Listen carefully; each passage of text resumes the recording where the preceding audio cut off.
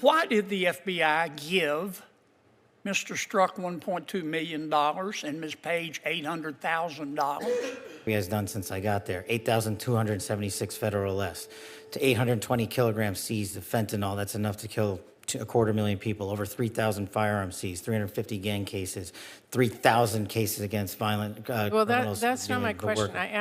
We know that you... Well, you asked if I was weaponizing the FBI, and I am not. I'm giving you the hard, concrete examples of the men and women putting handcuffs on bad people, doing harm to our children and innocent Americans. Have placed on leave FBI employees responsible for the investigation of January 6th.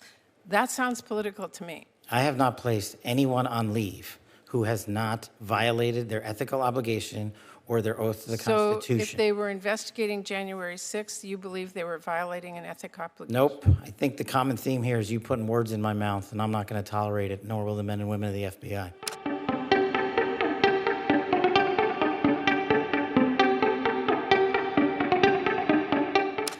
You know, the FBI does really crucial work to keep our nation safe, whether it's stopping criminal organizations or domestic terrorists, protects our nation's secrets, it prevents cyber attacks, keeps our children safe from harm, and a lot more. So this is really sober work with extremely high stakes.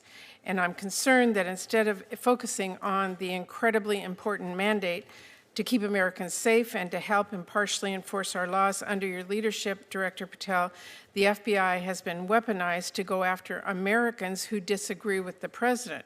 FBI resources have been diverted away from combating terrorism to focusing on immigration requests. And all of this, the diverted missions, the fewer resources, fewer agents, heightened politicization, is happening now under your watch, and it is, I believe, making Americans less safe. Now, let me just start with the budget. As Ranking Member Van Hollen noted earlier, this hearing is being held without the FBI's fiscal year 2025 spend plan and a full budget request for fiscal year 2026. The spend plan is required by law. It was due to Congress over a week ago. We have not yet seen it. That is really absurd. The FBI is our nation's leading law enforcement agency, a budget of $10.7 billion. It is critical that we understand how you are spending taxpayer dollars. So, Director Patel, when should we expect this FY25 spend plan for the FBI? Have you seen it? Have you reviewed it? When will we get it? I'll get you an answer, ma'am. I don't have a timeline on that. It was due last week by law. I understand. And your answer is you just understand. You're not going to follow the law? My answer is that I am following the law, and I'm working with my interagency partners to do this and get you the budget that you are required to have. And you have no timeline? No. Well, we also need a full budget request, not a single paragraph full of wild talking points that we saw with the skinny budget proposal. We're now having a budget hearing without a budget request. So, Director Patel, where is the FY 2026 budget request for the FBI? It's being worked on, ma'am. Have you reviewed it? Have you approved it? Not yet. When will we get it?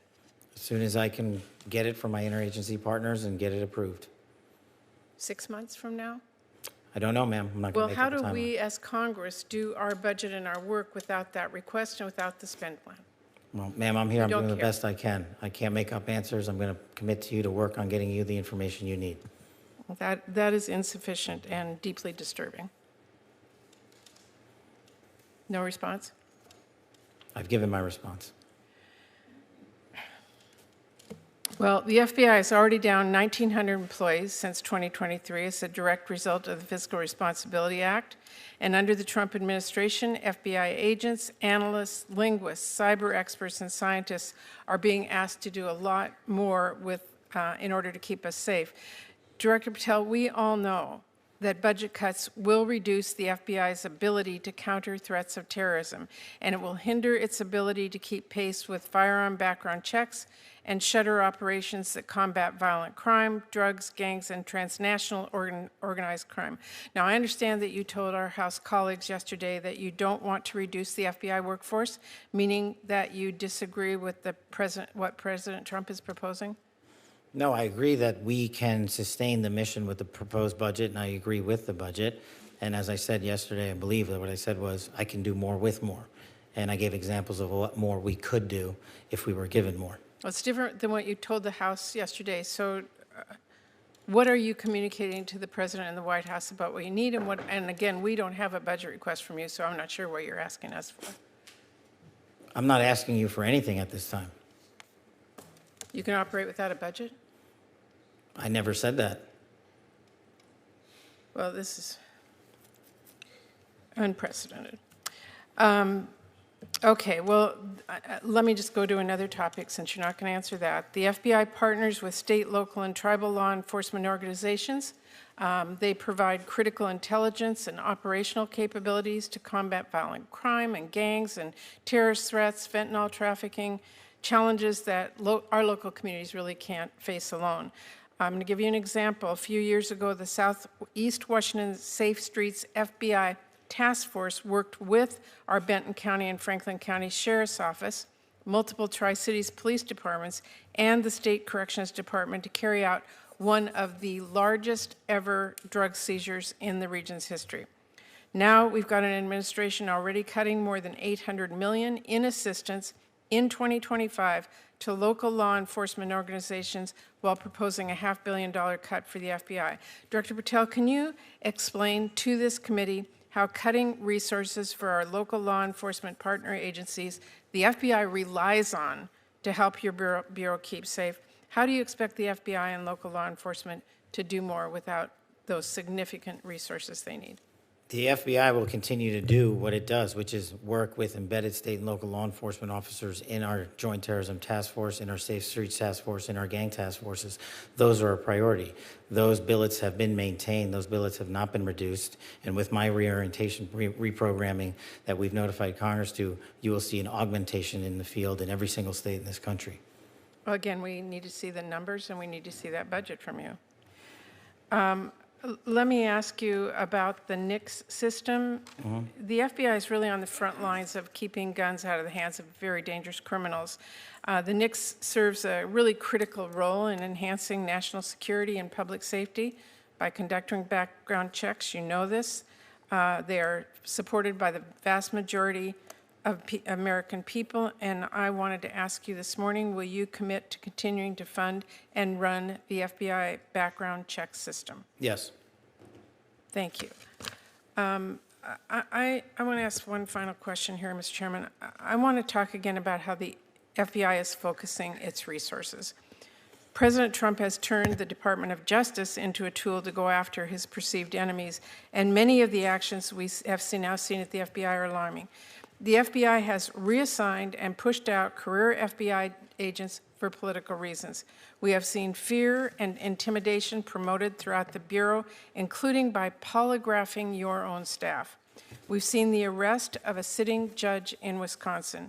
And during your confirmation hearing, you committed that there would be no politicization, no retribution at the FBI under your leadership.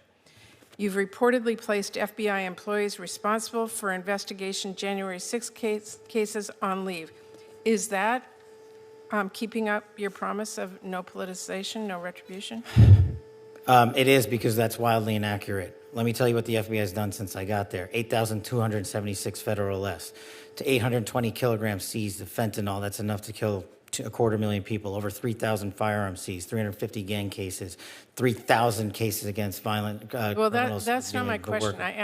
We know that you... Well, you asked if I was weaponizing the FBI, and I am not. I'm giving you the hard, concrete examples of the men and women putting handcuffs on bad people, doing harm to our children and innocent Americans. I do not see weaponization. You have placed on leave FBI employees responsible for the investigation of January 6th.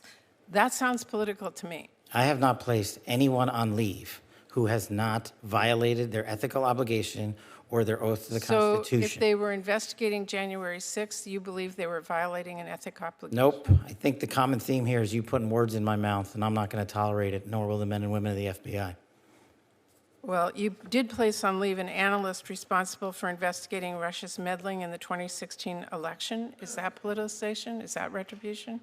No, not if she broke the law or the ethical guidelines. I don't know which case you're talking about, but that's the standard. And we will hold ourselves inwardly accountable, and we will not be strayed from our mission because people think we are politicizing the Bureau. If you want to talk about someone who was attacked by a weaponized Bureau, you're looking at him. and now he's the director of the FBI, and he's cleaning it up. Well, I would just say to everyone who's listening that the FBI needs to be focused on its mission to keep the entire country safe. It should not be weaponized for partisan political gain. Thank you, We are. Chairman.